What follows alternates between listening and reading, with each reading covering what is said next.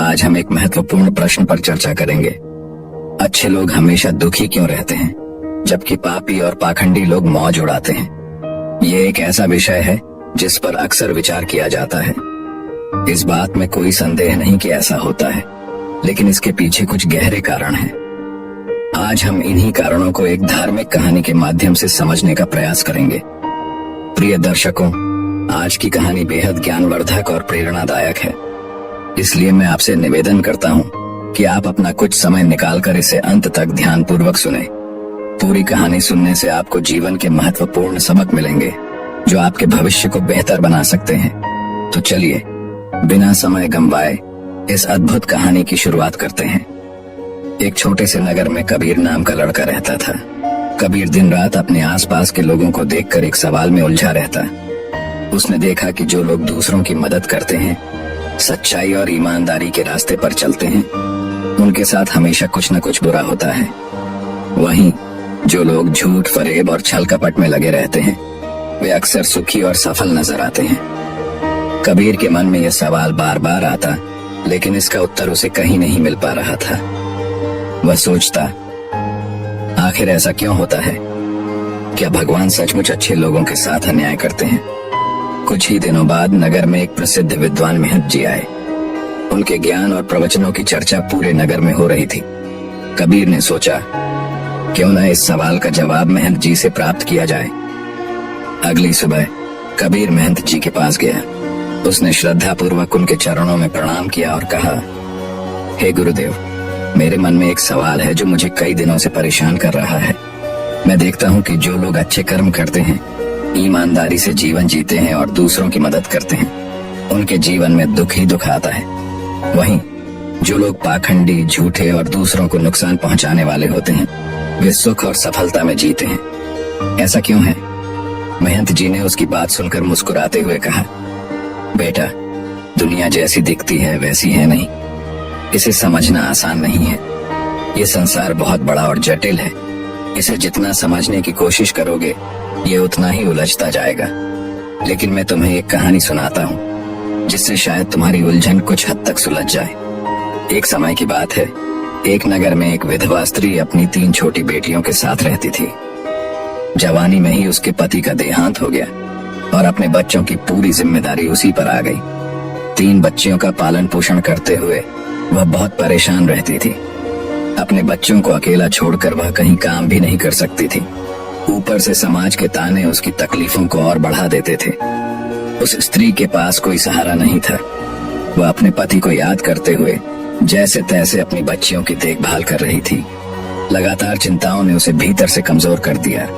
बच्चों के भविष्य को लेकर सोचते सोचते वह बीमार पड़ गई। एक दिन ऐसा आया जब उसकी तबीयत इतनी बिगड़ गई कि उसका अंत समय निकट आ गया। मृत्यु के समय यमराज ने अपने सेवक चित्रगुप्त को उस स्त्री के प्राण लेने के लिए भेजा। जब चित्रगुप्त वहां पहुंचे तो उन्होंने देखा कि वह स्त्री बीमार पड़ी हुई है और उसकी 3 छोटी बच्चियां उसके पास बैठकर बिलख कर रो रही हैं। बच्चियों की दशा देखकर चित्रगुप्त का हृदय पसीज गया। वे सोचने लगे, यदि मैं इस स्त्री के प्राण लेकर चला गया तो इन मासूम बच्चियों का क्या होगा? कौन उनकी देखभाल करेगा?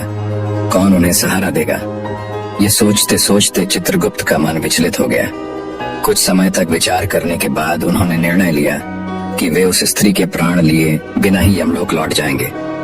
जब चित्रगुप्त यमलोक पहुंचे तो यमराज ने उनसे पूछा, चित्रगुप्त, तुम खाली हाथ क्यों लौट आए? क्या तुम उस स्त्री के प्राण लेने नहीं गए थे? चित्रगुप्त ने सिर झुकाकर उत्तर दिया, हे स्वामी, क्षमा करें, मैं चाहकर भी उस स्त्री के प्राण नहीं ले सका। जब मैं वहां पहुंचा तो मैंने देखा कि उसकी 3 मासूम बच्चियां उसकी देह से लिपट कर रो रही थीं। यदि मैं उस स्त्री के प्राण लेकर आ जाता तो इन बच्चियों का क्या होता? पृथ्वी के लोग स्वार्थी और निर्दयी हैं। कोई भी इन बच्चियों का सहारा नहीं बनता। चित्रगुप्त ने अपनी बात जारी रखते हुए कहा, हे यमराज, मेरी आपसे प्रार्थना है कि उस विधवा स्त्री को कुछ समय के लिए जीवन दान दें, ताकि वह अपनी बच्चियों का पालन पोषण कर सके और उन्हें आत्मनिर्भर बना सके।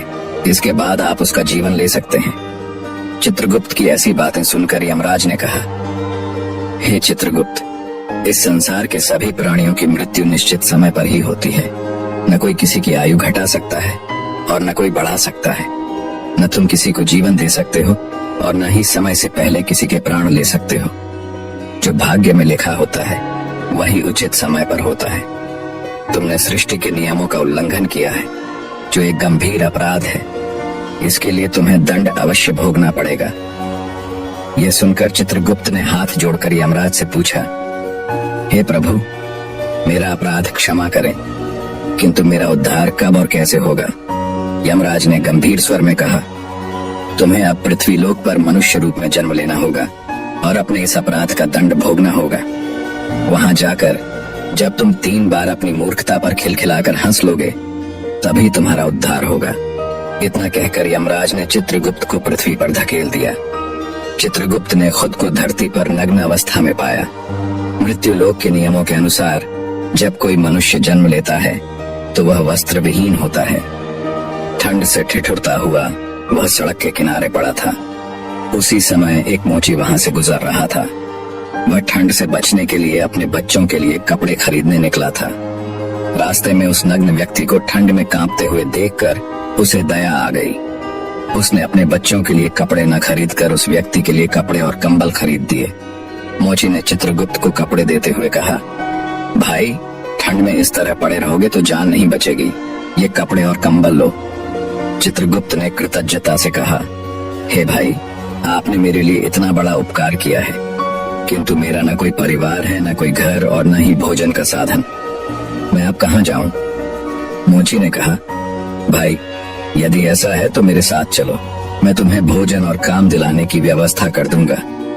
मोची चित्रगुप्त को अपने साथ घर ले गया, लेकिन जैसे ही मोची घर पहुंचा, उसकी पत्नी ने देखा कि वह बच्चों के लिए कपड़े लाने गया था, पर कपड़े तो लाया नहीं, उल्टा एक अनजान व्यक्ति को घर ले आया। यह देखकर उसकी पत्नी आग बबूला हो गई। गुस्से से भरी पत्नी चिल्लाते हुए बोली, तुम बच्चों के कपड़े लेने गए थे और लाए क्या? एक अजनबी आदमी। तुम्हें परिवार की चिंता है भी या नहीं? हम खुद जैसे तैसे गुजारा कर रहे हैं और अब तुम इसे भी घर ले आए। पत्नी की यह बातें सुनकर घर का माहौल गर्म हो गया। वह मोची के साथ लड़ने झगड़ने लगी और उसे भला बुरा कहने लगी। यह देखकर वह चित्रगुप्त बहुत जोर जोर से हंस पड़ा। चित्रगुप्त को हंसता हुआ देखकर मोची ने हैरानी से पूछा, भाई, तुम हंस क्यों रहे हो? ऐसा क्या देख लिया तुमने?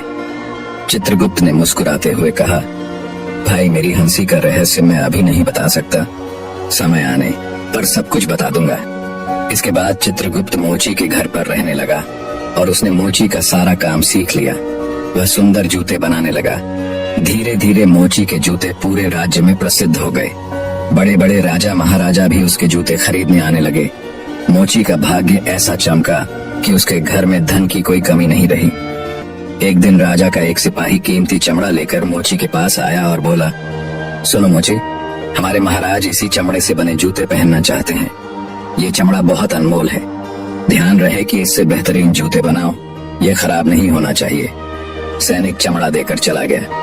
मोची ने चित्रगुप्त को समझाया, देखो, ये महाराज के जूते हैं, इसमें कोई गलती मत करना, इस चमड़े से जूते ही बनाना। अगर चप्पल बना दी तो राजा बहुत नाराज हो जाएंगे और हमें कठोर सजा मिलेगी। मोची के बार बार समझाने के बावजूद चित्रगुप्त ने जानबूझकर उस चमड़े की चप्पल बना दी। जब मोची ने चप्पल देखी तो उसकी सांसें फूलने लगीं। वह चित्रगुप्त पर चिल्लाया, तूने क्या कर दिया? मैंने तुझसे बार बार कहा था कि जूते बनाने हैं, लेकिन तूने चप्पल बना दी। अब राजा हमें नहीं छोड़ेगा, हमारा पूरा परिवार मारा जाएगा। मोची का गुस्सा देखकर चित्रगुप्त खिलखिलाकर हंसने लगा। यह देखकर मोची गुस्से से बोला, अरे मूर्ख आदमी, सारा काम बिगाड़कर अब हंस रहा है। चित्रगुप्त ने शांत स्वर में कहा, देखो, राजा का सिपाही जूते लेने आ रहा है। यह सुनते ही मोची के होश उड़ गए। उसने डरते डरते देखा कि सैनिक पास आ रहा था। मोची के हाथ पैर कांपने लगे। जैसे ही सैनिक पास आया, उसने कहा, हे मोची, कल मैं जो चमड़ा देकर गया था उससे जूते मत बनाना। महाराज का देहांत हो गया है। यहाँ की परंपरा है कि अंतिम क्रिया में मरने वाले को चमड़े की चप्पल पहनाई जाती है, इसलिए चप्पल बना देना।